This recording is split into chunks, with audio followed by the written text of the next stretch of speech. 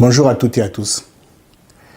Comme je l'avais dit à la vidéo précédente, que je vais continuer avec la deuxième proposition, parce qu'avant j'ai parlé de la première proposition qui consistait à lutter efficacement contre les trafiquants d'armes, donc ceux qui vendent des armes dans des pays du Sud, et que cela crée de l'insurrection, de l'instabilité, et ensuite ça incite les gens à partir. Donc la deuxième proposition, c'est saisir les avoirs des chefs d'État et des dignitaires des régimes dictatoriaux dans les pays du Sud. Donc c'est quand je dis ça, parce que la plupart de ces avoirs-là, donc les avoirs qui sont en Occident, peuvent être saisis, et ça l'Occident en est capable, saisir ça, et à côté, il faut que, aussi au niveau international, qu'il soit créé un organisme international qui doit, une fois que ces avoirs-là sont saisis, cet organisme va récupérer tous ces avoirs et pouvoir financer les ONG qui peuvent œuvrer dans ces pays-là, les pays d'où vient cet argent, œuvrer pour le développement de ces territoires locaux. Donc, ils doivent aider, par exemple, à financer la construction des hôpitaux, la construction des écoles et des centres de formation pour permettre à cette population de pouvoir acquérir une certaine autonomie, qui va leur permettre de se sédentariser et de ne pas avoir cette envie de partir ailleurs. Donc, voilà, comme je viens de le dire.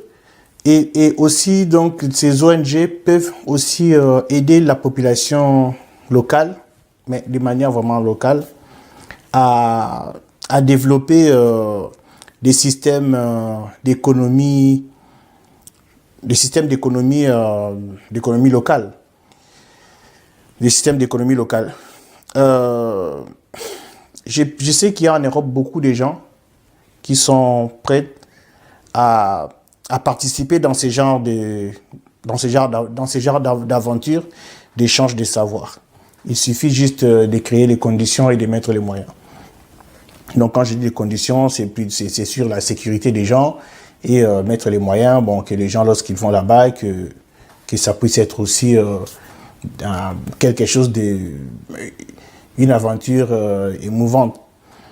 Donc voilà, je pense que ça c'est possible. Et là l'Occident en est capable, parce que si on voit à chaque fois que les chefs d'État sont en disgrâce en Occident, leurs avoirs sont saisis, je pense qu'on peut les saisir même lorsque les chefs d'État sont en activité. C'est là où je parle aussi de la question de la relation entre les personnes d'influence qui vont œuvrer dans les pays du Sud et qui sont aussi qui ont beaucoup d'influence en Occident, qui font que ces gens-là protègent les dictateurs parce que à travers leurs relations avec les autorités de leur pays. Donc, je pense que si ces avoirs-là sont saisis, si on commence par saisir ces avoirs, ça va être déjà quelque chose de dissuasif.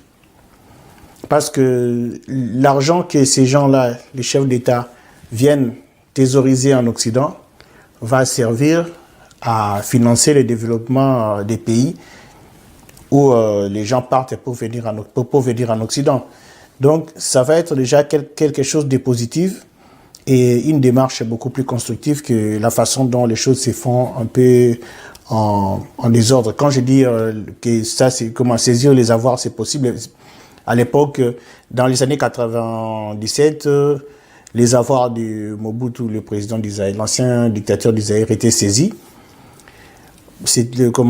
La somme était estimée à un peu plus de 10 milliards de dollars, pour être plus bref, parce qu'à l'époque, on parlait des 22 milliards ou des 30 milliards, mais je reste en plus de 10 milliards. Et vraiment, cet argent, on ne sait pas bien qu'est-ce qu'on en a fait. Et ça n'a pas, même le retour, ça n'a pas profité à la population locale. Après, on retrouve la même chose Saddam Hussein, ses avoirs étaient saisis. Saddam Hussein, l'ancien président irakien, ses avoirs étaient saisis. Kadhafi, ses avoirs aussi étaient saisis et c'était estimé à près de 200 milliards de dollars, l'argent de la Libye qui était à l'étranger. Mais le problème, c'est que pour cet argent, particulièrement pour l'argent de la Libye, je doute que les États qui ont bombardé la Libye s'en sont servis parce que ces États-là avaient dit qu'ils sont allés en Libye pour libérer les Libyens. Donc pour eux, c'était les bombardements de la Libye étaient salutaires pour les Libyens. Donc ils se sont octroyés les droits de se rembourser les dépenses. Je n'ai pas de preuves, mais les Occidentaux, ils sont capables de tout et c'est toujours un peu compliqué. Je vais aussi faire une précision. Quand je parle des Occidentaux, ce n'est pas le peuple de l'Occident, c'est les gouvernants de l'Occident. Parce que les Occidentaux, c'est ceux qui ont le pouvoir en Occident, qui représentent les Occidentaux. Ce ne sont pas forcément les peuples. Et des fois, quand on parle comme ça crée une confusion et les gens ils peuvent avoir pensé que ça s'attaque à la population occidentale. Non, c'est les Occidentaux. Je vais juste vous faire une parenthèse.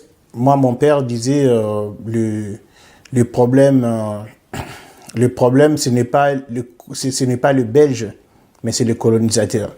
Donc, il nous a toujours dit de faire la différence entre les colonisateurs et les Belges. Parce que je viens du Zaïre. Et il disait, les Européens, ce ne sont pas eux qui nous dominent, mais ce sont les gouvernements européens. Parce que toujours, ils voulaient qu'on fasse pas cette confusion. Parce que lorsqu'on tombe dans des confusions comme ça, c'est ce qui incite les gens à avoir de la haine. La personne va haïr n'importe quelle personne blanche qui va passer, croyant que la personne est responsable de ce qui se passe dans son pays, alors que cette personne est totalement innocente. Donc, il faut vraiment faire cette différence-là, sinon on tombe facilement dans des caricatures et dans des situations de haine injustifiées contre une population qui n'ont rien à voir. En plus, la plupart des gens souffrent comme aussi bien les Européens ou autres souffrent comme tout le monde, comme les Noirs, comme les Arabes, qui souffrent alors que certains les prennent pour des responsables de ce qui leur arrive. Les responsables, ce ne sont pas ces personnes-là, ce ne sont pas monsieur tout le monde que vous croisez dans la rue, ce ne sont pas n'importe quel Européen que vous croisez. Les responsables, ce sont des autorités. Et de la même manière, ces autorités européennes sont aussi responsables des catastrophes que les autorités des pays du Sud, parce que tous, ils sont même dans leur divergence, ils sont d'accord sur un point, c'est ne pas laisser la population acquérir un certain niveau de liberté et d'humanité dans sa vie quotidienne. Donc je reviens sur la question qui nous intéresse là pour le moment. Donc là j'ai parlé de aider les personnes à développer des systèmes d'économie locale. Et je sais, quand je dis ça, cela peut paraître un peu paradoxal ou une adéquation avec la mondialisation, parce qu'à chaque fois, je parle de la société mondiale. Et là, je suis en train de faire plus ou moins la propagande, la promotion des économies locales. Mais il y a un paradoxe. Pendant mes recherches, j'ai beaucoup réfléchi et je me suis aussi beaucoup documenté sur des questions économiques. Et bizarrement, je me suis rendu compte de quelque chose qui peut vous paraître un peu bizarre. La mondialisation est en inadéquation avec le système économique mondial que nous appliquons aujourd'hui. Le système économique qui est très où les marchandises se déplacent à des longues distances. La mondialisation est totalement en adéquation avec ça. C'est ce qui fait aussi dysfonctionner les systèmes économiques mondiales. Et si on continue avec cette économie où les marchandises doivent se déplacer à des milliers de kilomètres, cette situation risque de continuer encore longtemps.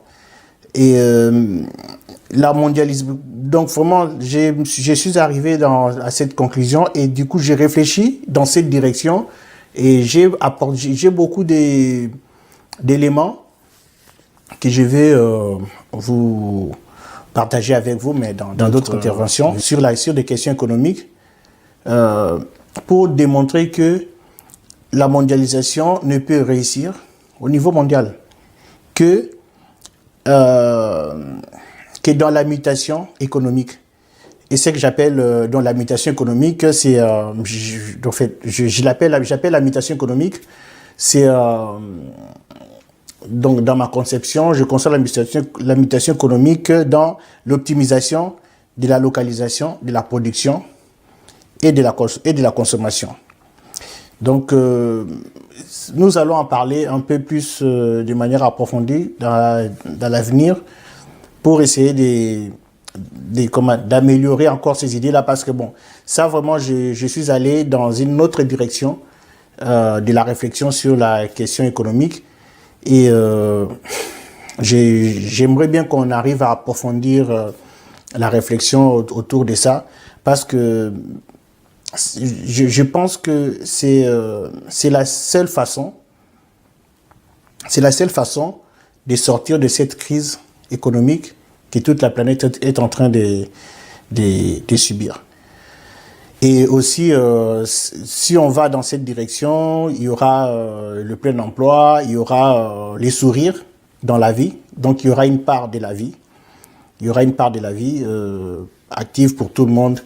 Et ça, nous allons sortir de cette situation-là, mais ça ne peut pas être parcellaire. C'est quelque chose qui doit être au niveau mondial et international, donc dans tous les pays du monde, quoi. Mais nous allons en parler, ce n'est pas vraiment le sujet que je voulais aborder tout de suite là. Donc, la façon dont je vous ai expliqué, la saisie des avoirs des autorités des pays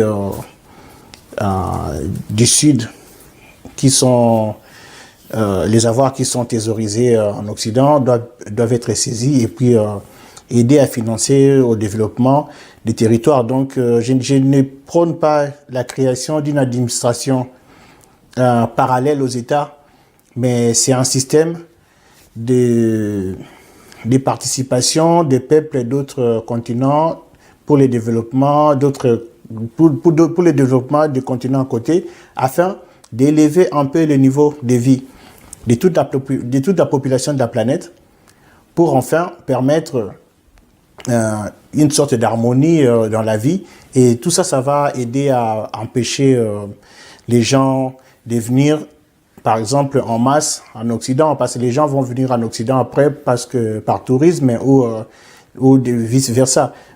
Tout le monde est content que les Japonais viennent en France ou en Allemagne, que les Français aillent au Japon.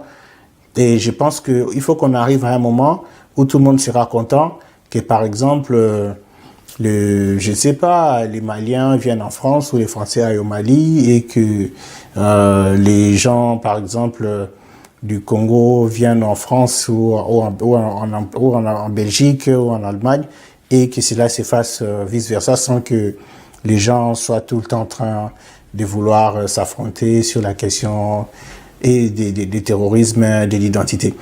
Excusez-moi, j'ai mélangé le terrorisme, mais ce n'est pas vraiment le sujet. Je vais parler du terrorisme prochainement, mais il faut que je termine d'abord ces sujets-là sur l'Exode. Après le point suivant, donc après ce point de l'Exode, où il me reste 2 propositions. Le point suivant, je vais parler de la question de l'industrie d'armement un peu plus en profondeur. Et là, je vais parler de la question du terrorisme, comment aussi sortir du terrorisme au niveau mondial. Donc, j'ai fait un travail, j'ai des propositions, comme je viens de la faire là, et il me reste encore 2 propositions. Donc, ensuite, nous allons essayer de continuer. Donc, je compte sur vous pour pouvoir échanger et partager avec moi et entre vous aussi sur les propositions que j'ai faites. Et j'aimerais bien qu'on arrive à mûrir tout ça pour pouvoir aider nos politiciens, les hommes politiques, ceux qui nous dirigent, à s'inspirer des idées nouvelles et non des idées recyclées. Parce que ça, ce n'est pas, là, c'est vraiment ces idées-là que j'avance, ce ne sont pas les idées recyclées, vous l'avez remarqué, personne n'en parle, de tout ce que je viens de dire là, personne n'en parle. Donc, entre expulser les gens ou accueillir les gens, mais moi, vraiment, ce que je suis en train de dire, c'est aller plus dans des règlements, dans des solutions durables de la situation. Donc, je vous remercie pour cette partie. Et la troisième proposition, je vais la faire tout à l'heure. Ça va être rapide parce que c'est juste c'est très court. Je n'ai pas voulu mélanger ça avec ça parce que sinon la vidéo va être plus longue.